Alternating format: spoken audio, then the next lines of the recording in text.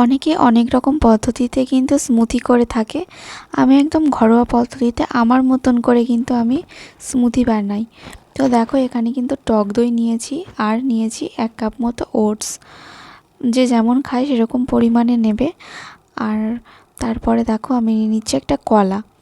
কলা দিয়েও করতে পারো, তারপরে পাকা আম দিয়েও করা যায়, আর তোমার আপেল দিয়েও করতে পারো। তো আমি এখানে কলা দিয়ে করেছি। আর এটা একটু জলও দিয়েছি অ্যাড করে। আর তারপরে দেখো আমি মিক্সিতে এটা একদম একটু বেশিক্ষণ ধরে পেস্ট করে নিলাম। পেস্ট করে নেওয়ার পরে আমি খুলে একবার চেক করে নেব যে স্মুদিটা ঠিকঠাক পেস্ট হয়েছে কিনা, কোনো লাম্পস রয়ে গেছে কিনা।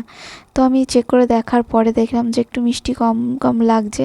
তো এখানে কিন্তু আমি একটুখানি যেগুলো জ্যাগারি পাউডার আছে তা একটু অ্যাড করেছি, আর একটু হালকা বিট লবণও অ্যাড করেছি টেস্টের জন্য।